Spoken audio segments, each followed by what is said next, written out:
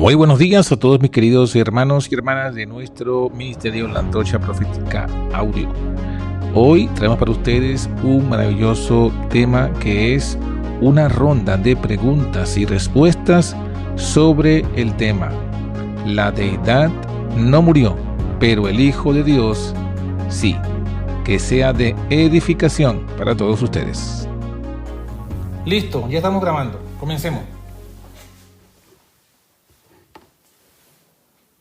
¿Quién comienza entonces? ¿Quién quiere hacer la primera pregunta? Sí, pastor.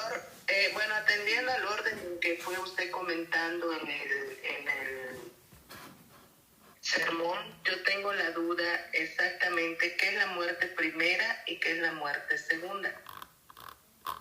Bien, a ver, busco aquí la cita, creo que fue, la cita de Conflicto de los Siglos, ¿no?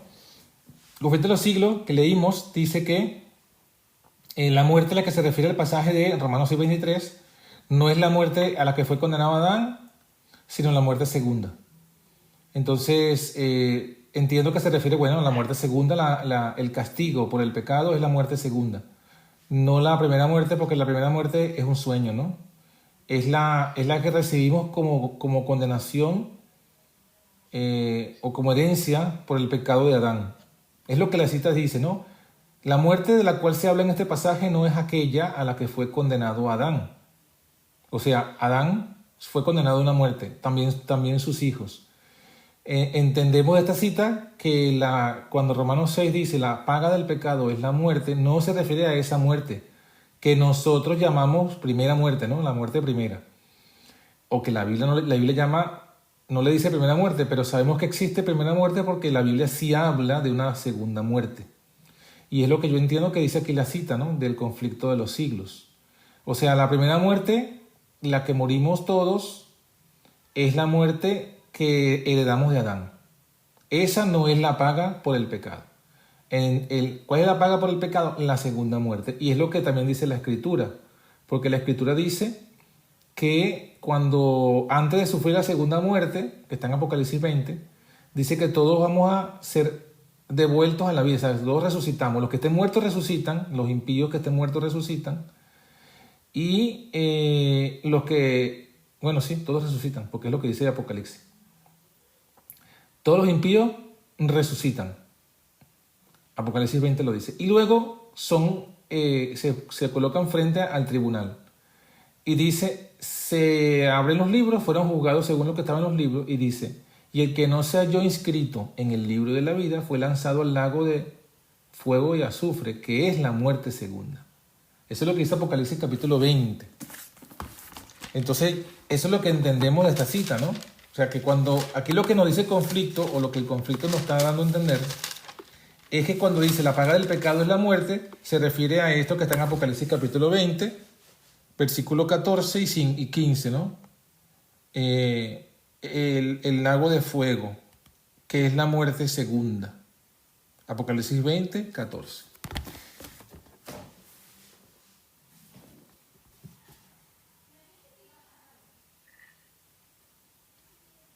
Sí, hermano Ivonne, ¿me expliqué?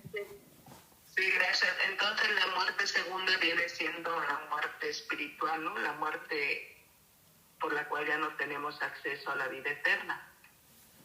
Y la muerte primera o la muerte física, ¿no? Cuando morimos de manera natural o normal. ¿Es así? Sí, pero digamos que ese adjetivo no está en la Biblia. Eso de muerte espiritual o muerte física, no, porque no le dice eso. Lo que la Biblia habla es de muerte primera y muerte segunda. Y la muerte segunda también es física. Porque cuando los impíos resucitan con carne, con cuerpo. O sea, resucitan con el mismo cuerpo que tienen antes de morir.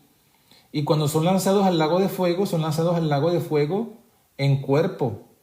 O sea, así como viven ahorita, son lanzados al lago de fuego. O sea, no es una muerte espiritual o una muerte física, no. Eso no es lo que dice la Escritura. La muerte primera la experimentamos en el cuerpo. Y la muerte segunda también será en el cuerpo. digamos que no hay diferencia en cuanto a la muerte como tal, sino que la muerte segunda es definitiva. Gracias.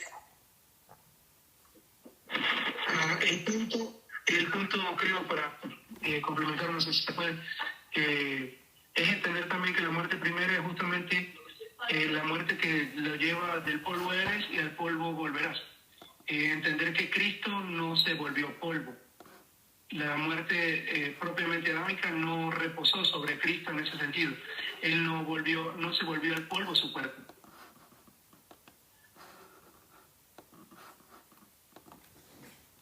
Correcto. Es muy bueno porque sí, es la condena, o sea, lo que dice la penalidad, la muerte de la que sufrió, la penalidad de transgresión la condenación de la muerte de Adán, decía eso que dice el hermano Freddy, ¿no? Pues al polvo eres y al polvo volverá. Y claro, Jesús no se volvió polvo, entonces Jesús no murió esa muerte de Adán. Jesús murió la muerte que tenemos que morir, o sea, que tienen que morir todos como castigo por su propio pecado.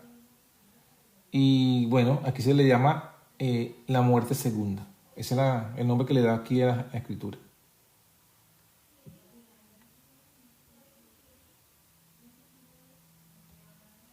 ¿Alguna otra pregunta, comentarios?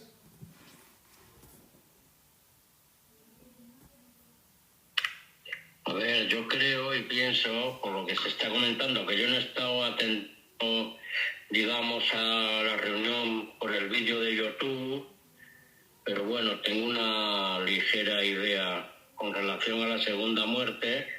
Como bien habíais comentado, sí, claro, es una muerte física, pero es una muerte física para aniquilación, para destrucción. No creo que esas personas que han sido condenadas o van a ser condenadas a la segunda muerte porque no han entregado su vida a la verdad de Dios, por supuesto, y se han rebelado conscientemente se han rebelado contra la verdad de Dios, serán ejecutados. Perdónenme la expresión, pero es que yo no lo entiendo de otra forma. Ejecutar, matar, destruir, aniquilar en la segunda muerte, o sea que ya es como si van a desaparecer de la historia humana y de la historia divina todas esas personas que sean condenadas a la segunda muerte, o sea, lo que es al lago de fuego, la gehenna, la destrucción total de esas personas. Eso es lo que yo creo. Correcto, hermano. Muchas gracias por esa intervención porque no lo habíamos mencionado para que quede claro, ¿no? El lago de fuego que habla la Biblia aquí no es el concepto popular que se ha enseñado, ¿no? No es un tormento eterno en el fuego, no. Es muy bien lo que dice el hermano Valentín, o sea, es destrucción, es aniquilación, o sea, se consumen allí hasta que se acaban y son destruidos y no es un tormento eterno, o sea, tarda la gente en morirse lo que tardan en ser consumidos por el fuego. Pero eso, el resultado final es destrucción, aniquilación. O sea, no hay una conciencia, no hay gente que va a quedar allí eternamente quemándose en un tormento eterno. No. Ese es el error, digamos, que ha sido transmitido por los paganos a los católicos y por los católicos al mundo cristiano. Pero no es lo que dice la palabra. Así que, exacto, muy buena esa acotación, hermano Valentín, gracias. Entendiendo que el fuego también su fin principal es consumir aquello que va a ser consumido, valga la redundancia, ¿no? O sea, acabar con la existencia física, reduciendo todo a lo más, digamos, fin del cuerpo, ¿verdad? Que es el polvo, de forma acelerada, claro, ¿no? Correcto. Muy bien. ¿Alguien más? ¿Alguna otra pregunta, comentario? Pastor, le hablaría. Mire, yo me voy a remontar no sé si mi pregunta es un poquito tontita, pero me estoy remontando al Calvario, porque usted dijo que Jesús entregó su vida, la humana, en el Calvario. pero tenía también que entregar la divina para completar el proceso de perdón de los pecados, de salvar a la raza humana, ¿verdad? Eso es lo que usted dijo, si no entendí mal. Sí, hay una hermana que escribió casi al final del estudio, lo vi allí, pero no lo mencioné, no recuerdo quién fue, creo que fue la hermana Mayra u otra, no sé, que decía que al final la conclusión es que Jesús, por supuesto, murió, se entregó su vida humana y divina, ambas pues a la vez, o sea, porque la cita que leímos lo que nos muestra es que la muerte vino de la humana y alcanzó a la divina, a la vida divina. Entonces, obviamente que Jesús murió completamente en su dos naturaleza. Quizás lo que faltó explicar es entonces cómo entendemos la cita esa que dice que la deidad no murió. Eso fue quizás lo que nos faltó explicar, ¿no? ¿Cómo es que dice que la deidad no murió? Bueno, claro, la cita hay que verla, o sea, cuando ahora ya hemos estudiado todas estas citas que hemos estudiado, hemos entendido, o sea, tenemos que entender a qué se refiere. La deidad no murió. Vamos a buscar la cita aquí. Una cuestión es que justamente el mismo entorno de la cita nos va a dar la respuesta de la misma. La cita empieza diciendo de que no es que el Hijo Divino se convirtió, no es que la naturaleza del Hijo de Dios se convirtió en la naturaleza del Hijo Divino, o sea, no hay separación en el sentido de ver como que a un Jesús humano y a un Jesús divino. Se unió misteriosamente, y usa la hermana Guay esa expresión, en el hombre Cristo Jesús. O sea, el hombre Cristo Jesús murió y al estar unido de forma divina humana, al morir, entra por lo humano y muere completamente hasta lo divino. Claro. La misma cita voy a leer. Sí, la tengo aquí. ¿Fue la naturaleza humana del Hijo de María transformada en naturaleza divina del Hijo de Dios? No. Ambas naturalezas fueron misteriosamente fusionadas en una sola persona, el hombre Cristo Jesús. En él moraba, aquí es lo que dices tú, ¿no? Esta parte. Está diciendo que claro, las dos naturalezas estaban fusionadas, misteriosamente, pero estaban fusionadas. Y fusionadas pero fusionadas en una sola persona, el hombre Cristo Jesús. O sea que esa persona tenía esas dos naturalezas fusionadas, misteriosamente.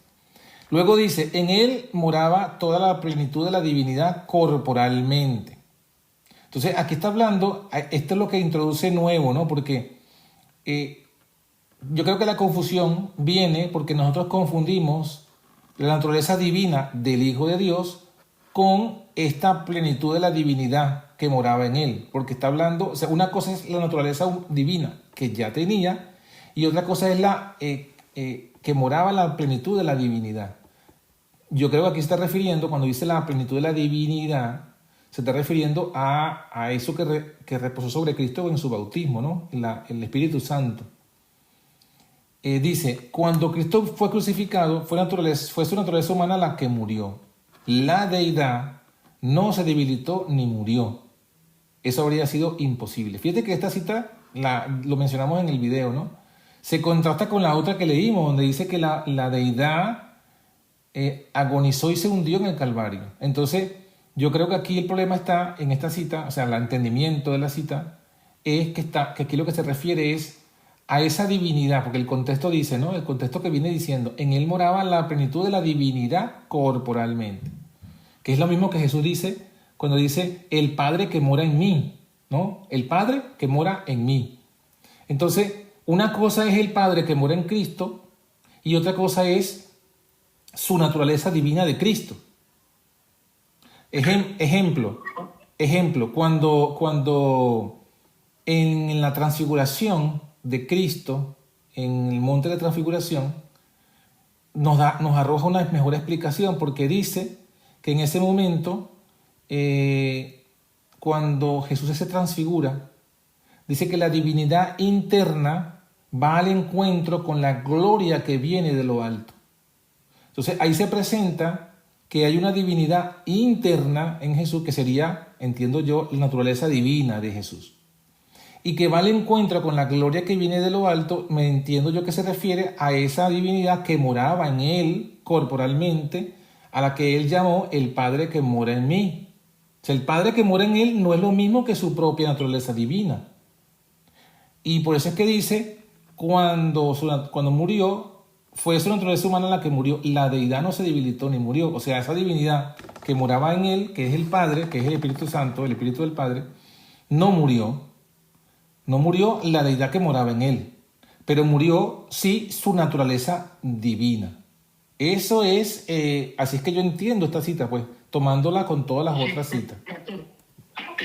También es muy importante tomar en cuenta los artículos definidos allí. Ni en inglés ni en español, la hermana White, cuando lo escribe, fuera tan fácil haber dicho en vez de la, decir su, y quita el problema. Pero esto no es lo que se quería definir allí. No dice, fue la naturaleza humana la que murió. Claro, entendiendo que por allí entra la muerte, pero a continuación, después del punto, dice la divinidad, no dice su divinidad, o no dice su naturaleza divina. Fuera sido tan fácil colocar esta expresión, pero obviamente no la colocó porque no es la intención correcta de lo que la cita quiere decir. La intención correcta es la que justamente ya está mencionando a partir del estudio de los otros versículos, en su contexto de verdad. Pero la cita en sí mismo no es complicación alguna si de verdad la leemos y no solo enfatizamos donde nos dice fue la humanidad la que murió. Fue la humanidad la que murió. Si resaltamos solo ese pedacito y aislamos esa frase de toda la cita en su contexto, estamos simplemente tratando de ratificar algo que no está siendo dicho allí. Usa la, no dice su. Si tan siquiera dijera su divinidad, más de confusión, pero no dice su, dice la. O sea, el artículo definido nunca que sea de Cristo lo que a continuaciónmente es dicho. Ese es el punto. Y en inglés está igualito. Muy bien, muy buena acotación, hermano, muy buena acotación. Sí, yo lo había visto, pero lo había olvidado mencionar. Exacto. No está hablando de la deidad de Cristo, sino la deidad en general. Muy bueno. Bueno, paso esta cita y paso la otra que mencioné del deseado de la transfiguración. Igual, si todavía seguimos aquí, ¿no? Si hay más preguntas o más comentarios o seguimos con la misma cita, estamos libres, estamos aquí en... Pastor. Sí. Pastor, todavía tengo una duda. Mire, usted una vez yo oí que dijo que la naturaleza divina fue revestida por la naturaleza humana, ¿verdad? Sí, correcto. Así, porque las reflexiones que yo hago, pues yo siempre me acuerdo de esas cositas. Y yo digo, pero entonces, cuando él fue al Calvario, que fue colgado en ese madero, que fue la carne humana, él anda todavía con su divinidad, con la de él, no la plenitud, porque la plenitud yo entiendo que tiene todas las características de Dios, pero es como persona humana, como una persona singular, él tenía su divinidad, y esa fue la que murió junto con la carnal. Entonces me pongo yo a pensar, bueno, cuando él expiró en el madero, que sabemos que Dios le dio la espalda y se hubo un terremoto y todo negro, ahí él expiró también la parte divina de él, no la plenitud de la deidad ni nada, sino la de él, la que estaba revestida con la carnal, ¿verdad? Así que yo lo entiendo. Correcto, así mismo es, hermana, así mismo es. O sea, ¿Así mismo es? Sí, así mismo es. Es lo que estamos explicando. O sea, Jesús, vamos a quizás a repetir la idea, ¿no? Jesús tenía su naturaleza divina propia de él, que fue la que él revistió de humanidad cuando se encarnó.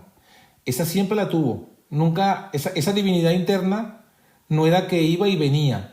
Vamos a decir eso. Esa divinidad interna de Jesús, esa naturaleza divina, estaba siempre con él. Pero además de eso, él contaba con la gloria externa, o sea, en ocasiones, ¿no?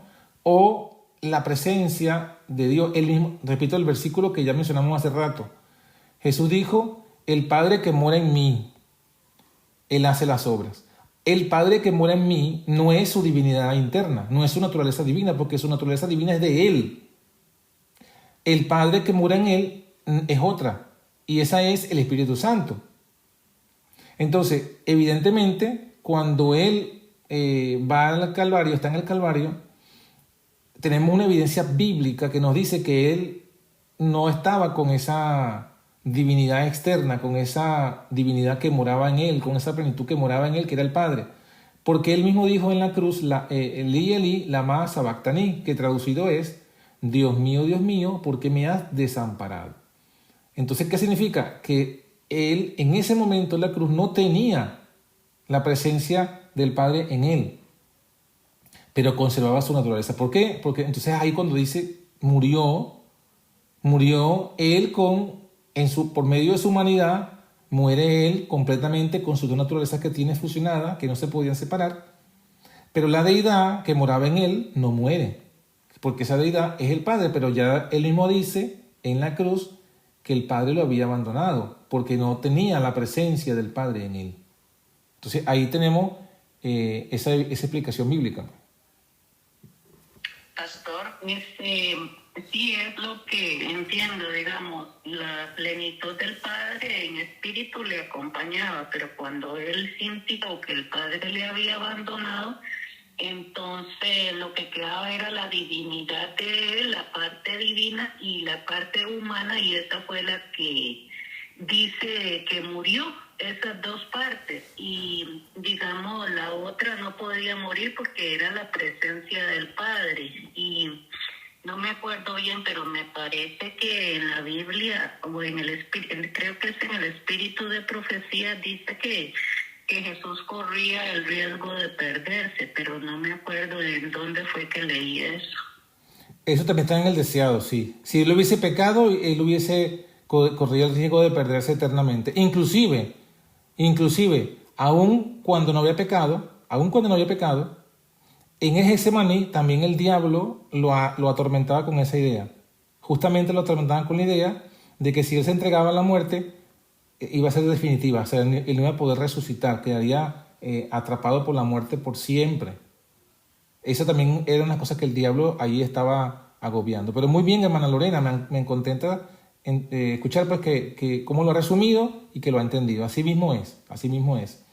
Muy bueno. Creo que había una persona, creo que la hermana Ivonne era la que iba a decir algo. Sí, gracias. Y resumiendo todo esto que han dicho entonces, podemos entender, Cristo sujetó su divinidad cuando precisamente fue tentado por el enemigo en el desierto. Sujetó su divinidad porque él confiaba en el Padre. Y todo lo que él hacía en vida era porque estaba sujeto al Padre. Y el Padre, que morando en él, hacía las obras.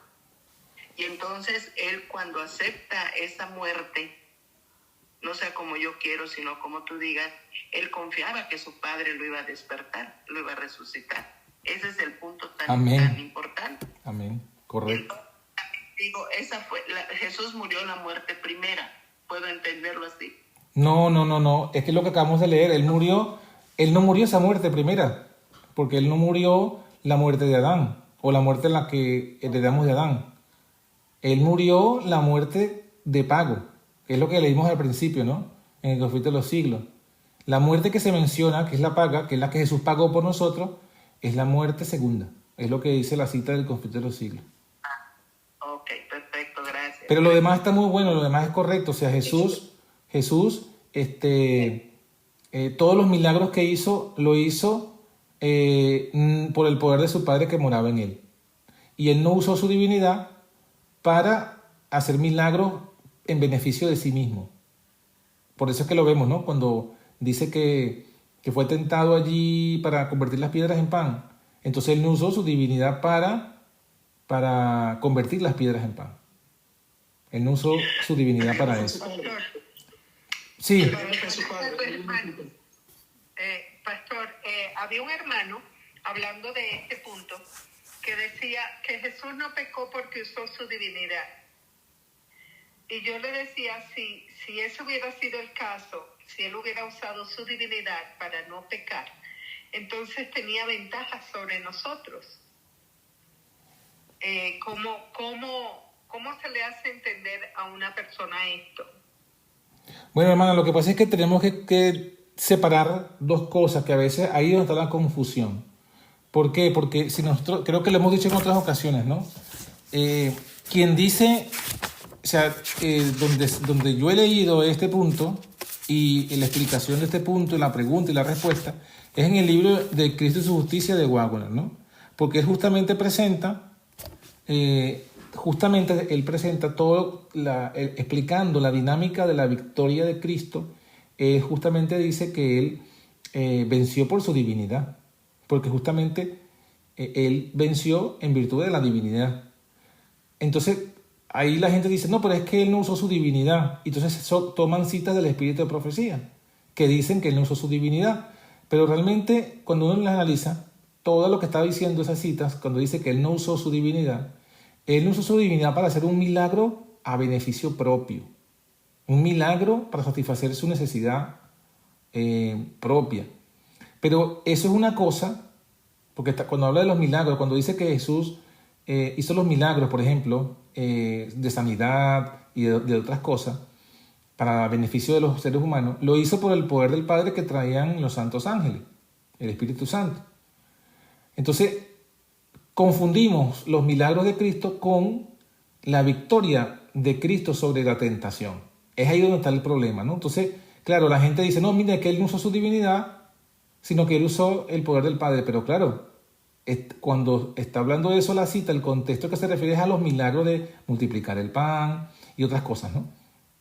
No está hablando de la tentación personal, porque la tentación está hablando justamente, cuando habla de la tentación del pecado, está hablando, y lo dice el Espíritu de Profecía también, y la Biblia, y Waggoner, él venció, o sea, la victoria vino de la unión de la divinidad con la humanidad. O sea, ¿por qué Jesús venció? ¿Por qué Jesús venció? Porque en él estaba su divinidad que le daba la victoria. Y por esa divinidad él estaba conectado también con el Padre.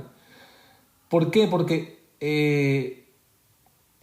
cuando la gente dice, pero entonces si Jesús venció así, tenía ventaja, y yo no puedo vencer así, bueno, es que la respuesta es, tienes razón, en parte.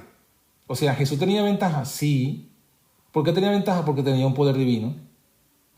Pero yo no puedo vencer, ahí es donde está el error. ¿Cómo que no podemos vencer? Se nos ofrece el mismo poder que tuvo Cristo. O sea, cuando se habla de la victoria nuestra, ¿con qué vamos a vencer? Con el poder divino de Cristo. Entonces, no hay de qué quejarse o no hay de qué dudar, porque también tenemos el mismo poder, tenemos acceso al mismo poder que tenía Cristo, el poder de la divinidad para vencer. Entonces, eso es lo que explica Waggoner en el capítulo, creo que lo hemos hablado en otras ocasiones. Exacto, pastor. Eso era lo que hablábamos con este hermano, que él está en Europa, en este momento no sé dónde se encuentra, pero eso era lo que yo le decía, que la ventaja de Jesús era su comunión constante con el Padre, ¿no? Por su divinidad. Pero nosotros también tenemos esa opción. Claro, esa ventaja. Tenemos acceso a esa ventaja. Nosotros podemos también tener esa ayuda por medio de Cristo, ¿no? Claro, porque... Pero él decía que no, que era porque Jesús era divino, tenía todas las ventajas y nosotros no podemos vencer el pecado porque no somos divinos. Bueno, entonces ese también, ese hermano, decía una verdad a medias. ¿Jesús tenía esa ventaja divina? Claro que sí. Pero cuando él dice, nosotros no podemos, allí está su error. ¿Por qué? Porque nosotros sí podemos. ¿Por qué? Porque lo dice la Escritura. La Escritura dice que Jesús vino a nosotros por la fe. Efesios dice, habite Cristo por la fe en nuestro corazón. Entonces, si Jesús habita en nuestro corazón... ¿Cómo? ¿Qué dijo, hermano Freddy? Efesios 3, 14 al 19. Ajá, Efesios 3. Que hace en ese capítulo 5. Correcto, exacto. Efesios 3, 14 al 19. Que dice allí que si habita Cristo por la fe en nuestros corazones, nosotros tendremos la plenitud de la divinidad morando en... Entonces, Waggoner dice, después que cita ese versículo, Waggoner dice, todo el poder que Cristo tenía habitando en él por naturaleza, porque es hijo de Dios, podemos tenerlo nosotros habitando por gracia. Entonces, tendremos el mismo poder de Cristo, de la divinidad de Cristo para vencer el pecado. La única diferencia es que en Jesús era por herencia natural y en nosotros es por la fe. Pero el poder es el mismo y la victoria será igual si tenemos ese poder. Entonces, no hay por qué nosotros dudar de, no tenemos eso que tenía Cristo. Sí lo tenemos, solo que lo tenemos por la fe, pero lo tenemos. Entonces, ahí está el error del hermano. Gracias, pastor. Lo que pasa es que la conjetura ahí o la confusión viene a partir de las múltiples citas que hay, donde la hermana White, digamos, busca y usa ese lenguaje con respecto al vencer de Cristo, cuando se dice que Cristo en la comunión con su Padre usó del poder de Dios y estas cuestiones. Pero estos hermanos olvidan que obviamente la hermana White lo dice en un contexto, en el conocimiento de la palabra, cuando en 1 Corintios 1, 18 al 19 y 19 nos dice que ¿es necesario el poder de Dios para vencer el pecado? Claro que sí. ¿Cristo venció con el poder de Dios? Claro que sí. Pero según Corintios, poder y sabiduría de Dios es Cristo mismo. O sea, Cristo venció por quien era. Y nosotros vencemos por quien está con nosotros, por quien está en nosotros. Cristo venció en su carne y ahora viene y vence en la mía. Ese es el punto. Separados de él nada podemos hacer. Obviamente menos salvarnos a nosotros mismos. O vencer el pecado. Amén, amén. Correcto, está totalmente correcto, así es. Estaba buscando aquí una cita de Espíritu de Universidad, es que a veces, claro, uno no, a veces la consigo, donde justamente, aquí ya conseguí, creo que aquí está. Vamos a ver. Mira, por ejemplo, esta cita, decía toda la gente, página 15. Soportó toda prueba a la cual estamos sujetos y no ejerció en favor suyo poder alguno que no nos sea ofrecido generosamente. Entonces, la gente lee, mira, no ejerció en favor suyo poder alguno. Ya va, pero la cita dice, no ejerció poder alguno que no nos sea ofrecido. O sea, que todo el poder que Cristo usó se nos ofrece, es lo que está diciendo la cita, no que no usó poder, sino que no usó un poder que no tengamos nosotros acceso. Eso está en el Deseo de la Gente, página 15, ¿no? Y luego estoy buscando es la cita que dice, a ver si la consigo, no la consigo. A ver, ajá, ya la conseguí. Esa es la que más sacan cuando dicen que él no usa su poder, porque al parecer no se... Ahí es donde aplica la palabra del mismo Cristo cuando le pregunta, ¿cómo lees? Sí. O sea, una cosa es tener un concepto, pero hay que leer bien. Claro, exactamente. Mira, conseguí la cita, esta está en Señales de los Tiempos, octubre 10, 1892, párrafo 6. Traducida dice, en Cristo habitó corporalmente toda la plenitud de la deidad. Es por eso que, aunque fue tentado en todos los aspectos como nosotros, se mantuvo ante el mundo desde su primera entrada en él sin mancha de corrupción. O sea, porque yo hago este énfasis desde primera entrada, porque yo me pregunto, los que piensan que Jesús venció así, ¿cómo entienden cómo Jesús venció cuando era un bebé? Porque Jesús fue un bebé. Y un bebé también es tentado, un niño es tentado. O sea, ¿cómo Jesús venció cuando no sabía ni hablar? Bueno, aquí la cita nos está diciendo, en él habitó corporalmente toda la plenitud de la deidad.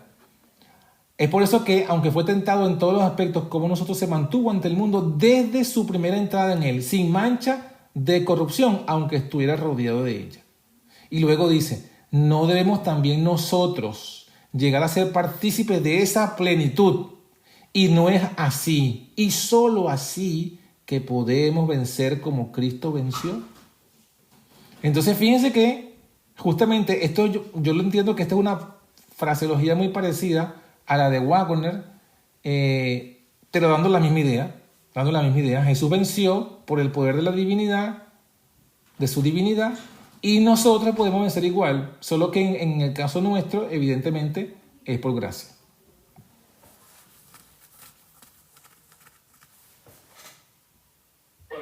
También hay otra forma bien curiosa para poder llegar a la misma conclusión. Cuando se habla en Primera de Pedro 4, si no me equivoco, cuando se nos invita a tener la naturaleza divina, podemos nosotros entender que sí, como lo hace la divinidad, digámoslo de alguna forma, participar de este mismo carácter, de este mismo actuar de cosas y efectuar de las mismas, si esto no viniera naturalmente en Cristo, y obviamente fuera naturalmente del Padre, no podríamos nosotros estar participando de esta naturaleza divina, ya que se la estaríamos quitando. Porque en todo caso estaríamos diciendo, Cristo participó de mi naturaleza para que yo pudiera participar de la de Él, Pero si al final yo digo que Cristo, por tener mi naturaleza es que vence y no por tener la de Él, estoy diciendo que nosotros intrínsecamente podemos vencer sin Cristo. Es algo muy nocivo para la fe en ese sentido, porque claramente la palabra me dice que separados de Él nada podemos hacer. Entonces, yo no puedo hacer nada sin Él. Y Él mismo sí podría hacer algo sin Él. O sea, ese es el punto. Claro, muy buena esa reflexión, muy buena.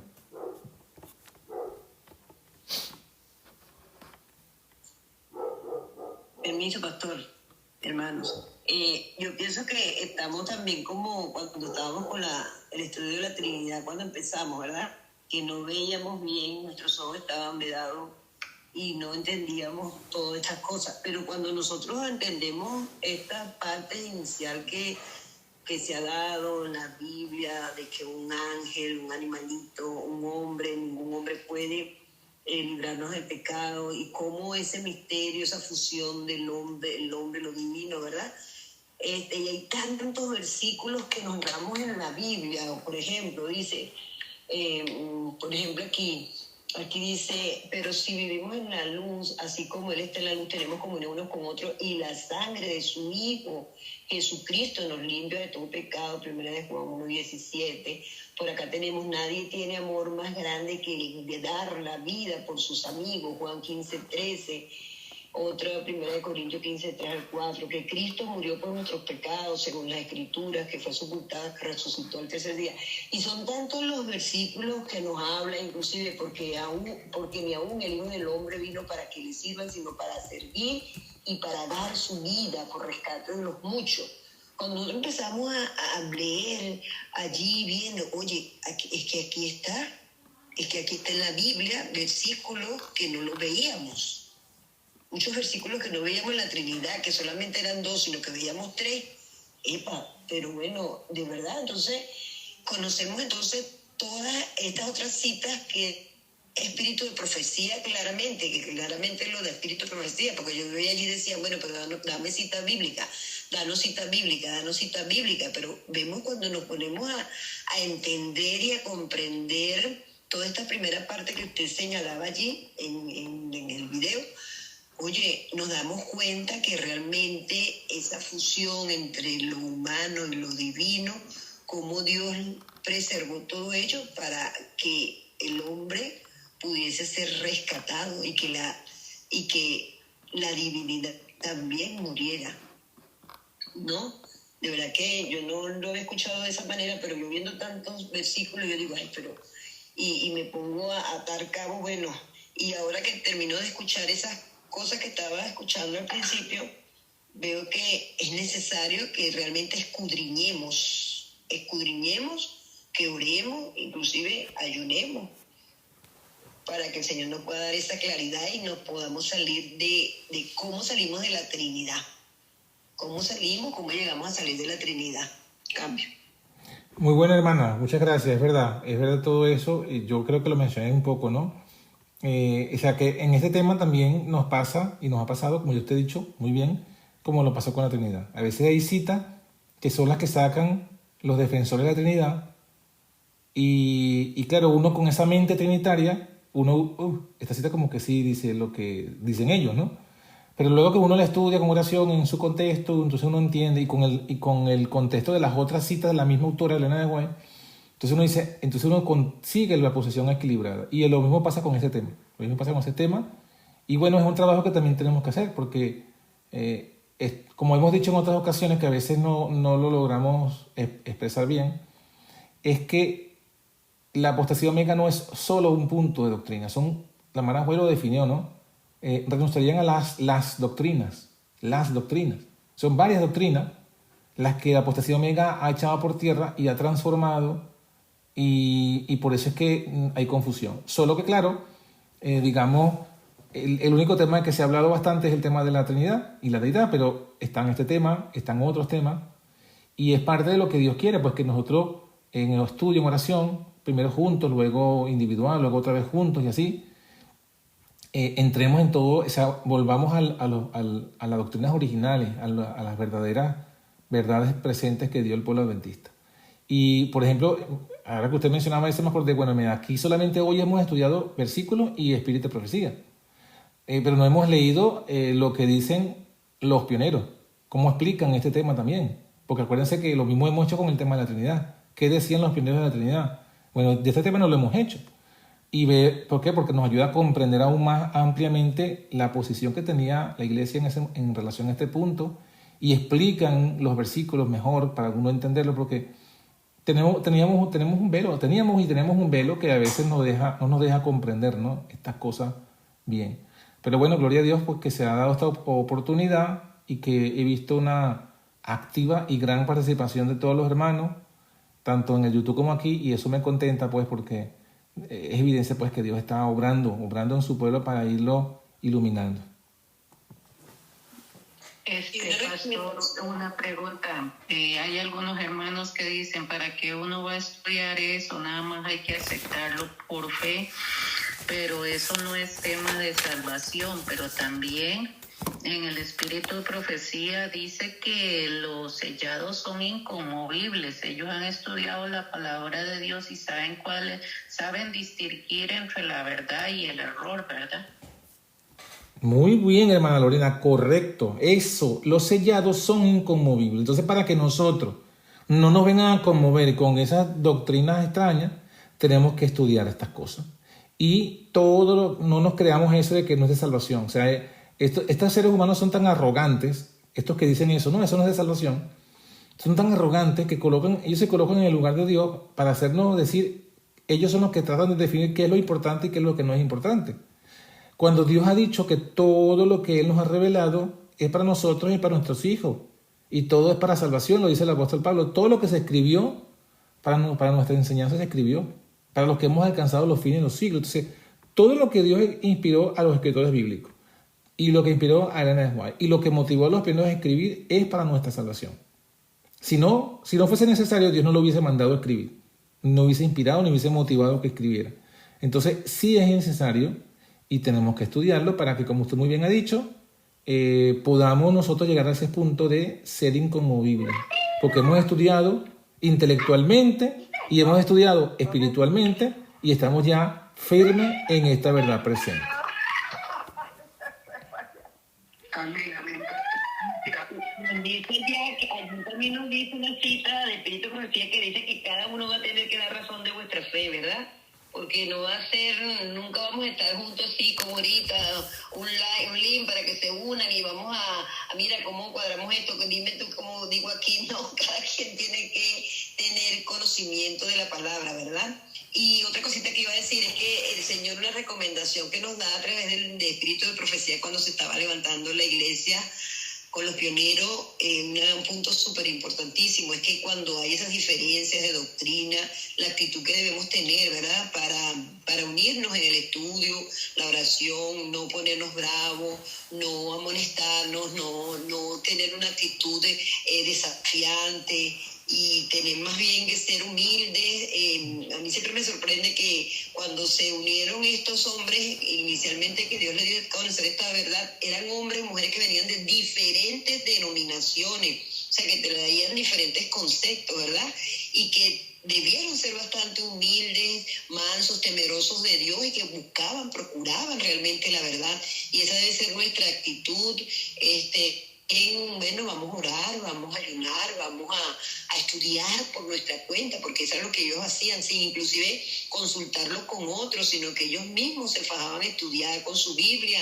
Y el Señor, como dice, clama a mí, yo te daré y te enseñaré grandes cosas, que es la parte que realmente debemos hacer cada uno para que podamos entrar en ese afianzamiento de este conocimiento de la verdad. Cambio. Amén. Muy bueno. Amén, amén. Esa es la hermana Hermano, un momentito. No se escuchaba, perdón. Que para mí de verdad, o sea, había un entendimiento de que la divinidad no moría. Y es como dice Zulay, bueno, estamos aquí como que aprendiendo como cuando supimos de que el Espíritu Santo no era una persona.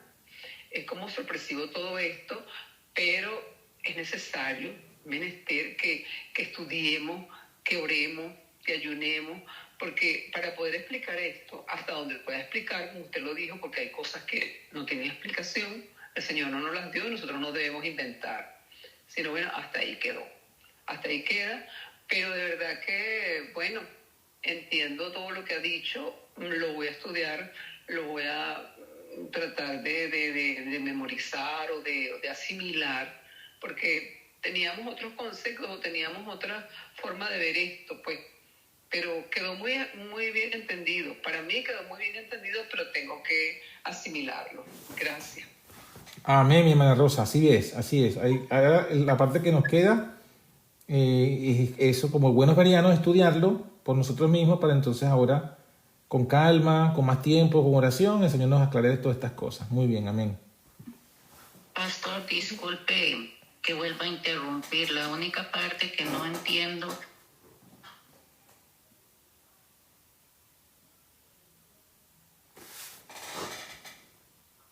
Se le fue la señal a la hermana Lorena.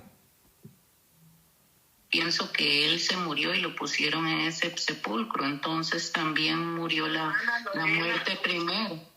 Hermana Lorena, ¿puede comenzar de nuevo, por favor? Porque se cortó lo que estaba diciendo. Gracias. Que disculpen, hermanos, que es que, bueno, son cosas, ¿verdad?, que son tan misteriosas y uno no, bueno, está tratando, ¿verdad?, de entender, y hay que leer mucho, pedirle a Dios, como dice la hermana, que le dé el entendimiento a uno. Es que el pastor dice que Jesús murió la muerte segunda. Para mí la muerte segunda es cuando los impíos los lanzan al lago de fuego, pero Jesús murió en una cruz, que lo bajaron y lo pusieron en la tumba, que ese cuerpo.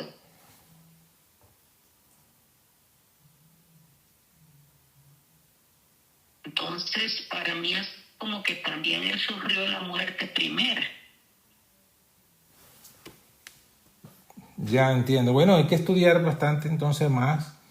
Pero lo que yo, de otra manera, yo voy a hacer ahora el PDF que usamos aquí cuando están las citas. Yo se lo voy a pasar aquí al grupo. Al grupo, a la parte de avisos de la comunidad y también al grupo de Senda. Paso el PDF donde están todas las citas para que lo podamos estudiar con calma cada uno, con oración y todo esto. Pero la clave está en la cita que puse de primero, la del conflicto de los siglos, que es ahí explicando que esa muerte que dice la paga del pecado es muerte, se refiere a la muerte segunda. Porque la muerte primera es simplemente una consecuencia, pues es el dormir, no es el castigo, ¿no? Es el dormir y es por el pecado de Adán, ¿no? Pero él vino a morir no solamente por Adán, sino por todos nosotros. Y entonces él murió esa muerte que era el castigo. A eso es lo que... Pero bueno, eso. Necesitamos estudiarlo, cada quien. Sí, hermana. Usted es que dentro del estudio que dio en YouTube menciona una cita clave donde dice que, y esa es una cita que yo estaba buscando, que si, o sea, que si no había el peso de lo que Cristo estaba cargando en ese momento, habría sido una muerte común y corriente. O sea, sí, mucha gente ha muerto o sea, ha sido lastimada, no ha sido dañada, no recuerdo ahorita el nombre, pero cuando la lastiman antes de matarla, a torturar, gracias, hubiera sido una muerte común y corriente, ¿no? Pero todo lo que venía encima, lo que él tenía, obviamente eso hizo la diferencia. Entonces ahí está un poquito lo que dice la hermana Lorena y también lo que yo estaba comentando. O sea, por un lado él muere físicamente, sí, que es la muerte, ¿no?, natural de un ser humano. Pero también murió esa muerte segunda. Pero como él es deidad, pues entonces es el único que pudo morir la muerte primera y la muerte segunda y resucitar, o sea, porque Dios lo resucitó. No sé si algo así se explica con esa cita y con lo que está diciendo la hermana Lorena. Sí, es correcto, es verdad. Yo mencionaba la del conflicto de los siglos, pero también señala la que usted mencionó, que pusimos aquí en el PDF, en la presentación, que dice ella que si la muerte de Jesús hubiese sido, si el dolor fuese solamente corporal, su muerte no hubiese sido sino como la de los mártires. Creo que es la cita que usted está diciendo. Y es correcto, ahí se menciona en esa cita se menciona que el castigo que recibió fue en su alma divina y que fue algo diferente pues a una muerte simplemente que uno muere normalmente en este mundo, ¿no? Cuando uno es torturado o cuando uno es herido o cualquier cosa. Bueno, pero como dije, ahora que terminemos aquí la conversación de las preguntas, yo paso el PDF para que lo tengan todos y puedan ver cita por cita, versículo por versículo, y así pues tengamos una comprensión cada quien completa y el estudio personal. Y esta grabación del audio de esta pregunta también, ¿verdad? ¿O las pasará? Sí, bueno, si se las quiere se las paso directamente, pero yo pensaba colgarla en los podcasts que estamos haciendo, o sea, que tenemos allí, donde siempre colocamos los audios, ¿no? Y que luego también queda publicado en YouTube. Entonces yo lo que hago es que pues, yo lo publico y les paso el link al grupo para que lo tengan ahí junto con el estudio. Entonces si lo quieren compartir también, comparten el estudio que hicieron por YouTube y después comparten el de las preguntas, o si lo quieren escuchar también lo pueden escuchar y así lo tenemos todo, pues, ¿no? Así podemos aprovechar todas estas cosas. Sí, a mí me gustaría, pastor, porque este tema yo he estado tratándolo con una hermana, ¿verdad? Y bueno, basándonos en esa matutina que envió la hermanita Ana en el día de ayer, de antier, me decía, mira, ve, aquí está, y el pastor habla de que murió la divinidad también, me decía, ¿no? Entonces, es bien bueno pasarle, yo le voy a pasar el mensaje de video que dio, y para que vea que no solamente es una persona, pues, ¿me entiende? Que habemos un grupo de personas aquí que estamos estudiando este tema y no nos estamos dejando llevar solamente por un hombre, sino que aquí hay, pues, gente que también estudia y se dan cuenta, pues, porque se ponen a decir, pues, muchas veces que la situación no te deja llevar por el pastor y entonces, bueno, por eso se lo pido que se me la puede pasar, por lo menos, esta conversación entre todos, cambio. Con gusto, hermana, con gusto. Se los paso. Yo lo cuelgo y se lo paso, no hay problema. Gracias. Otra cosa, se ha comentado de que no sabemos cómo murió la parte divina de Cristo Jesús. Y también el Espíritu de Profecía incluso cuenta cómo murió. Me parece que está en deseado de todas las gentes porque lo estaba buscando en internet. No he encontrado en concreto la cita, me lo estaba buscando y aún no lo he conseguido. Pero parafraseando y recordando lo que leí, fue que Cristo, al recibir los pecados de la humanidad, no pudo soportar la carga de toda esa humanidad pecaminosa en su corazón. Y fue por eso que el corazón de Cristo estuvo lleno de agua mezclado con sangre, porque tuvo un shock en su interior y en su vida divina murió a causa de nuestros pecados, porque la parte divina no podía asumir, no podía estar en pecado. Y ella justamente, nuestra profeta, nos lo explica, nos dice: por causa del pecado, por causa de nuestros pecados, Cristo, la parte divina, no pudo aguantar esa carga de pecado, porque justamente la parte divina nunca ha habido, antes lo explicaba John, su parte divina fue lo que lo guardó del pecado, de su entorno, de que estaba continuamente en comunión con el pecado, ¿no? Entonces, al recibir esa carga de pecados, justamente murió la parte divina. No sé si lo habrás leído, John. Yo estaba buscando el párrafo exacto para leerlo, pero me acuerdo que dice eso. Bueno, yo Disculpe. más o menos me lo pasa y yo lo busco. Sí, hermanita Nora, cuéntenos. Sí, estoy recordando unos versículos, unos textos que la hermana ahí, donde dice que el Señor no murió tanto por el dolor de su cuerpo, sino por angustia mental. Y tiene que ver a lo mejor con lo que está diciendo el hermano 13.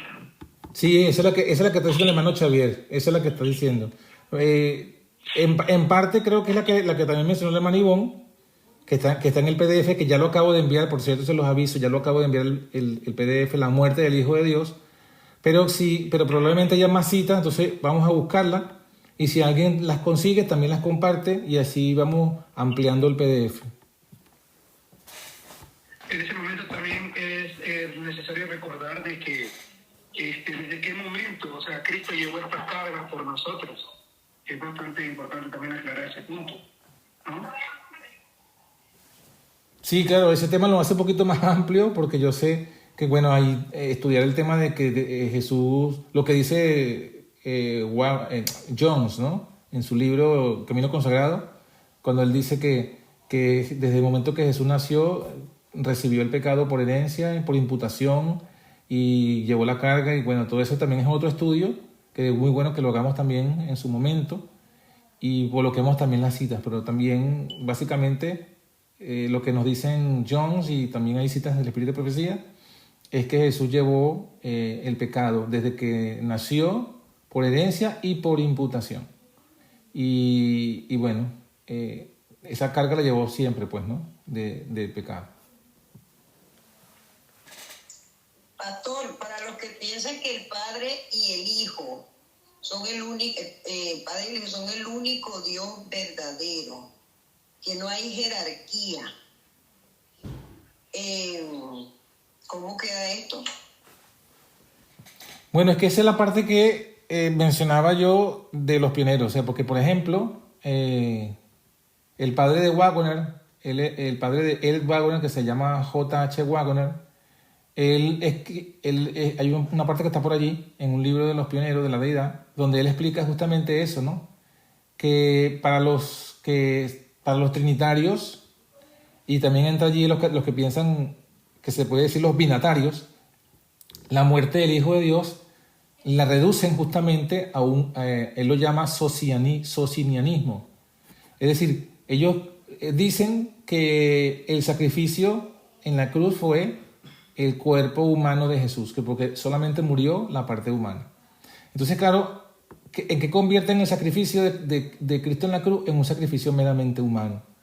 Eso porque si murió el Hijo de Dios, si el Hijo de Dios murió en la cruz, entonces por lo menos durante 3 días, un miembro de la Trinidad no estaba presente. Pero se destruye entonces la Trinidad, porque en la Trinidad los 3 están y no pueden faltar, porque son 3 en 1. Entonces, claro, para no destruir el concepto de la Trinidad, para que siempre permanezcan los 3 juntos, unidos, que conforman un Dios, entonces, ¿qué hacen? Hacen de que el Hijo de Dios no murió. Entonces, eso es lo que explica muy bien el padre de Waggoner, y sería bueno pues que yo voy a ver si esta semana me dedico a buscar algunas citas claves de los pioneros que hablen de ese tema, para compartirlas también, para que, así como hemos hecho con el tema de la deidad, que hemos estudiado la Biblia y el Espíritu de Profecía, y también hemos visto lo que creían los pioneros, también hagamos con este tema, para que también se haga la misma análisis, estudio, se reflexione sobre el tema y podamos entender que este es otro aspecto de la Trinidad del cual no hemos tocado prácticamente. Sí, además la misma hermana White recomienda que se repriman los libros de estos ancianos, obviamente refiriéndose a los primeros, que tenían bien claro este punto, y creo que en realidad la mayoría de las cosas que hemos dicho hasta ahora son la repetición de palabras que hemos estudiado de alguna forma a través de la utilización de los otros dones manifestados a la iglesia, ¿no? O sea, está la confirmación de la Biblia, o mejor dicho, la enseñanza de la Biblia, la confirmación del Espíritu de Profecía, y a través de los demás dones manifestados allí, en este caso por los pioneros, pues vemos claros indicios de lo que se está diciendo. De hecho, hablaban mucho de este tema. Está descrito, por ejemplo, en este libro que decía que creían los pioneros, el que circula por allí, se habla y se aborda este tema, porque en realidad esto es, creer esto, en lo contrario, es tener el vino puro de Babilonia. ¿Por qué? Porque la misma hermana White menciona que el vino de Babilonia, una de las principales vertientes, es el hecho de la inmortalidad del alma. Lo que pasa con este punto es que, aunque no parezca a priori, lo que estaríamos diciendo es que Cristo, tal vez no nosotros, pero Cristo tenía inmortalidad en su alma. Entonces, estaríamos creyendo en la inmortalidad del alma solo para Cristo, pero al final vino de Babilonia también. Y no creemos eso bajo ningún sentido. no podríamos pensar que Cristo sufrió de alguna forma algo diferente a lo que sufrimos nosotros en ese sentido. Él murió tal cual, se fue a la inexistencia, y la única forma que el Padre lo volviera a tener es que lo volviera a engendrar. Resurrección igual a engendramiento, lo hemos hablado en otro tema. Pero sí es verdad que es bastante amplio.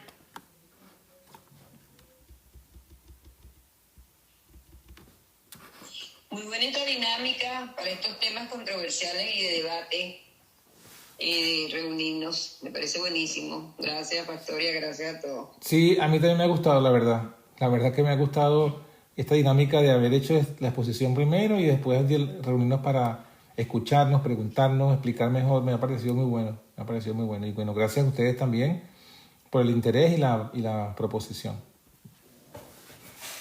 Me gustaría también aprender un poquito más de eso que dice el hermano, que no tengo el nombre de él aquí registrado, porque en realidad, no sé, hablaron algo como una tercera resurrección y eso, pero no sé, nunca he escuchado yo eso. Creo que se refiere al tercer engendramiento, ¿no? Creo que fue lo que se refiere usted a lo que dijeron en el grupo, ¿no?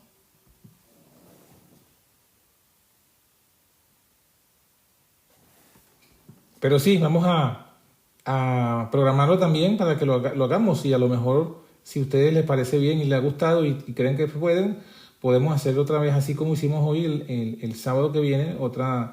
Es el estudio, lo que nos faltó, y también así con esta dinámica. Amén, amén, hermanos. Estoy de acuerdo. Amén. Yo quería preguntar algo. En resumen, hermanos, en conclusión, nuestros pecados mataron al Hijo de Dios. Nuestros pecados alejaron la presencia del Padre. Al Hijo de Dios, en su última oración en Getsemaní, repitió 3 veces, ¿no? Si quieres, pase de mí esta copa sin que yo la beba, pero no sea mi voluntad. 3 veces. ¿Por qué? Porque nuestros pecados habían separado la presencia del Padre, ¿no? Y por eso les recomendó a los 11 que orasen por Jesús. Esta vez pidió que orasen por Jesús y también por ellos mismos, ¿no? Y entonces, en resumen, para mí nuestros pecados mataron al Hijo del Hombre. Y muy buena dinámica, y yo estoy aprendiendo también, igual que ustedes. Estoy estudiando yo deseo de adolescentes, estoy llegando a la parte final, y todo lo que han hablado yo he entendido, y también he leído otras citas y entiendo lo mismo, y eso es bueno, ¿no? Eso es bueno. Y Cristo vino con nuestra naturaleza. Entonces, si Jesús hubiera venido con la naturaleza, o sea, con la carne de Adán antes de pecar, Jesús no hubiera muerto, ¿no? Entonces, muy bueno, pues hay que seguir adelante, ¿no? Y hay que estar unidos, unánimes, ¿no? Con un solo mensaje, y así vamos a llegar hasta el fuerte pregón. Amén, mi hermano Germán. Qué bonito, me gustó esa forma como lo has dicho, ¿no? Nuestros pecados mataron al Hijo de Dios. Me ha gustado. Te la copio, pero que la voy a colocar por allí en los estados. Gracias, hermano, y gloria a Dios. Sí, hermano. Pastor, perdona, no quería, Pastor, buenas tardes. Yo estoy escuchando desde hace rato, pero quería asociar esto con respecto a la muerte de Lázaro. Entonces yo decía, bueno, pero como Lázaro duró un poco más, ya tenía 4 días, entonces yo digo, no sé si no será buena la comparación, ¿no? Pero como Cristo estamos tratando la divinidad con respecto a la muerte, y también comparándolo como en lo carnal y en lo espiritual. Pero entonces lo de Lázaro, ¿cómo se ve que él lo resucitó igualito? No hubo descomposición de su cuerpo, no hubo nada que fuera, o sea, lo humano, pues, que normalmente es lo que quita, es lo que quiero decir. Bueno, mi hermanita Magali, ¿cómo estás? Dios te bendiga. Saludos y bendiciones. Según entiendo de la palabra, dice que sí, en el caso de Lázaro ya sí se estaba descomponiendo, porque dice que ya habían pasado 3 días Y de hecho eso fue lo que le dijeron a Jesús, ¿no? Y de ya, le dijeron. O sea, cuando se acercaron a la tumba de Lázaro ya olía a descomposición. Porque eso fue lo que le dijeron, Señor, ya huele mal. Y sin embargo Jesús le dijeron eso como que con la intención de que él no intentara nada, pues de que se quedara para atrás, porque ya algo así como que la idea estaba, lo que yo entiendo de las palabras que están allí es lo siguiente. María o Marta, no recuerdo quién fue, le dijo a Jesús, Señor, si hubieses estado aquí, mi hermano no hubiese muerto. O sea, yo entiendo de esa palabra que ellos entendían que Jesús tenía poder sobre la enfermedad, pero no tenía poder sobre la muerte. Y cuando le vuelven a decir, Señor, ya huele mal, como para decir, no lo hagas, es porque ellos como que hasta ese momento no creían que Jesús tenía ese poder. Porque claro, o sea, se sabía que Jesús había resucitado a la hija de Jairo. Pero como la hija de Jairo estaba recién muerta, digamos que se había pensado que no se murió realmente, que estaba muy cerca y que por eso es que la pudo resucitar. Pero ya en el caso de Lázaro, 3 días de muerto, ellos pensaban pues que era imposible. Creo que también por eso Jesús lo hizo, para mostrar que no importa si estás recién muerto o tienes días de muerto o años de muerto o siglos de muerto, para el Señor no hay nada imposible. Entonces, claro, él en ese caso él lo resucitó. Pero en el caso de Lázaro, pues hago ese énfasis porque sí es diferente. Porque Lázaro ya sí se estaba descomponiendo, diferente al caso del mismo Jesús, porque lo dice el salmista, ¿no? No dejarás que tu santo vea corrupción.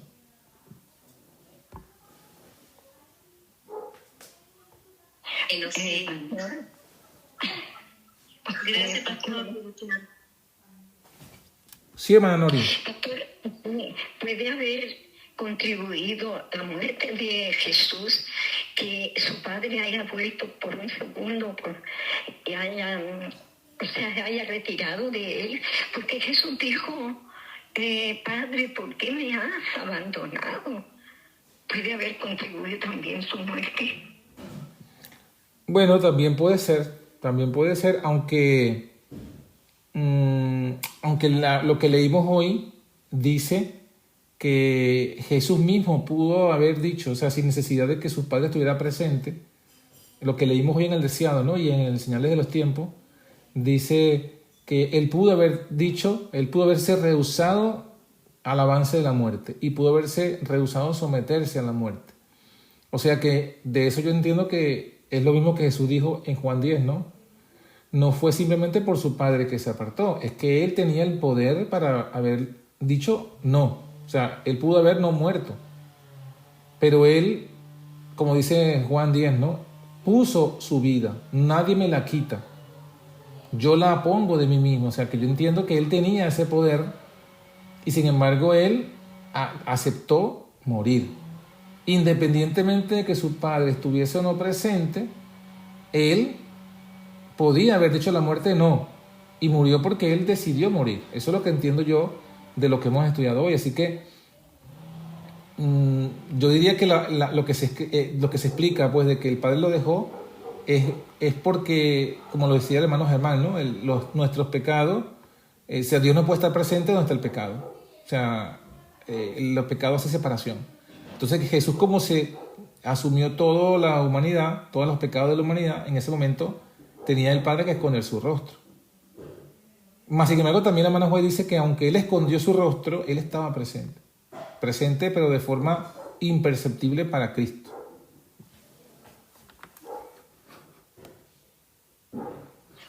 También hay unos escritos, hermano Juan, donde dicen de que el Padre dio vuelta a su rostro, que no pudo sentirlo Jesús, porque...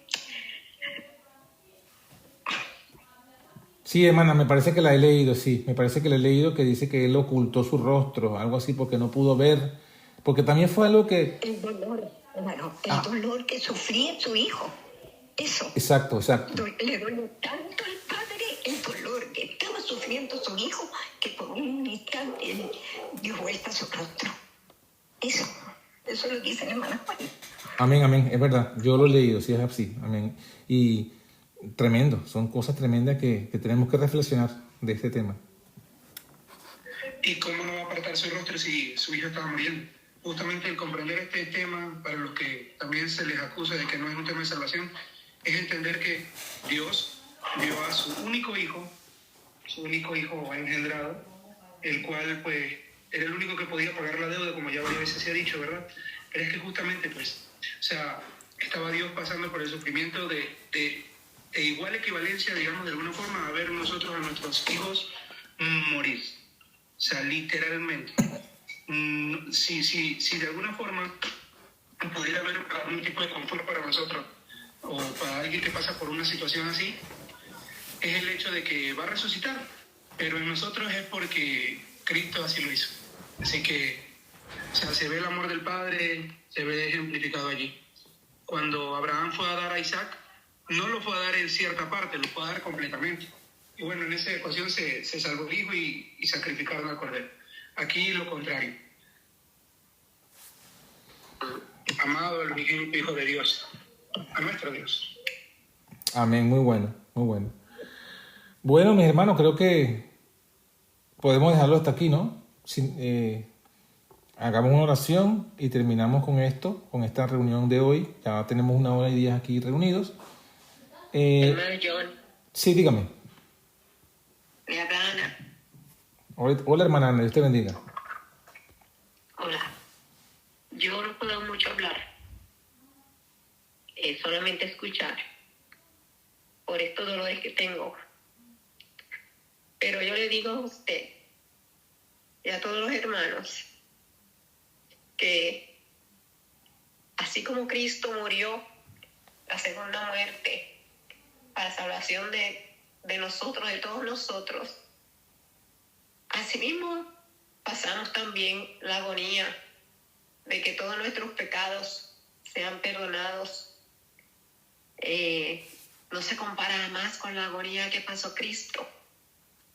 Pero a veces yo pienso que el Señor no nos abandona, pero aún así a veces yo pienso que o me da esa impresión de que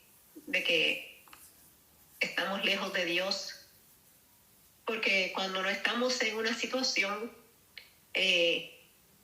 casi al final de nuestras vidas, no nos damos cuenta del dolor,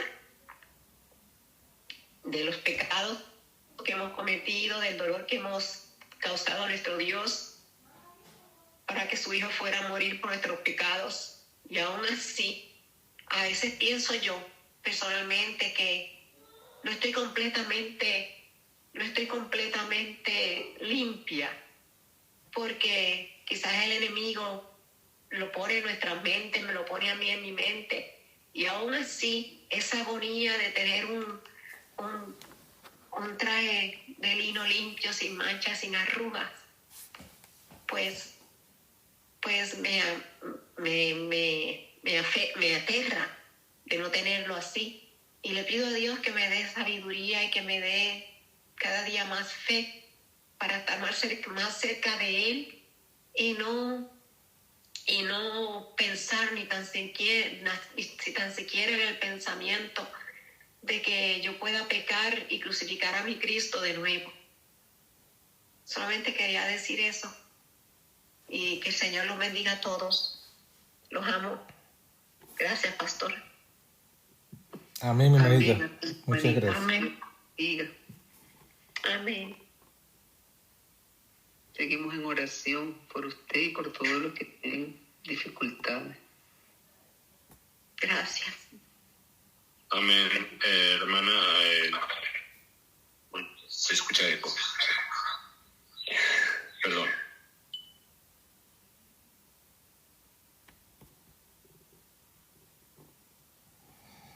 Amén, amén. Muchas gracias, hermana, por tremendo reflexión. Y bueno, es verdad, tenemos que pensar todas estas cosas a medida que nos acercamos cada vez más al tiempo del fin. Bueno, mis hermanos, decíamos que concluyamos, ¿no? Entonces, esta maravillosa reunión, gracias por haber estado aquí, gracias por su participación, por habernos enriquecido todos juntamente aquí con sus preguntas, con sus comentarios, con las citas, y así pues nos edificamos unos a otros. Estoy yo particularmente muy contento y bueno, que el Señor nos siga bendiciendo. Entonces yo les pido que si alguno quiere hacer la oración para cerrar, para que la haga, y quedamos entonces despedidos. Y si es de su agrado y deseo, igual lo podemos seguir hablando, pero si es de su agrado y deseo, el próximo sábado podemos hacer nuevamente esta dinámica. Yo feliz, pastor, de hacer esto, de verdad es un enriquecimiento con cualquier tema que se trate, no solo con temas muy, no sé, controversiales. Sí, el hecho de poder estar juntos, podernos saludar en sábado, eso es también muy edificante. Muchas gracias. Amén, amén. Amén.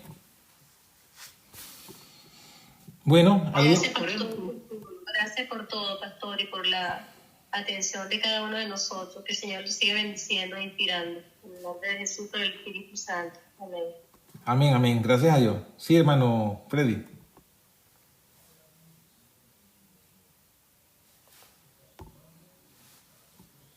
¿Ibas a decir algo, hermano Freddy? No, amén, que oremos y sigamos orando también por llevar a toda fuente de verdad, toda la verdad a su pueblo que se une para estas verdades. Amén. ¿Puedes despedirnos en oración, hermano Freddy?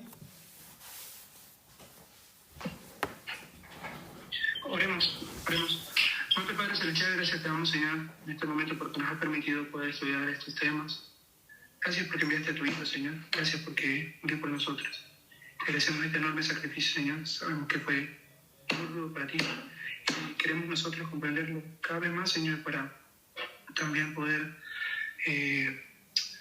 tener estos entendimientos, Señor, que nos llevan a acercarnos más a ti, a comprender de una forma más clara todo lo que es nuestra expiación y su enorme sacrificio por nosotros, Señor. Gracias porque nos amas, diste a tu Hijo, por sus méritos es que venimos en esta oración. Te agradecemos todo por ello.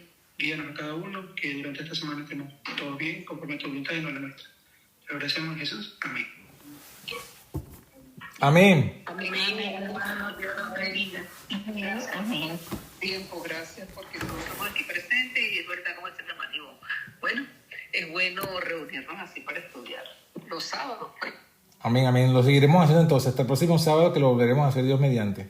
Que pasen un resto de feliz sábado y bendecido, hermano. Dios les bendiga. Feliz tarde.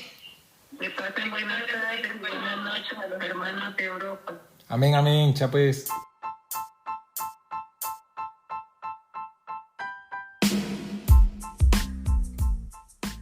Y así finaliza por hoy nuestro podcast. Somos la Antorcha Profética. Te invitamos a que nos sigas en nuestras redes sociales y en nuestra página web, antorchaprofética.com. Que Dios te bendiga.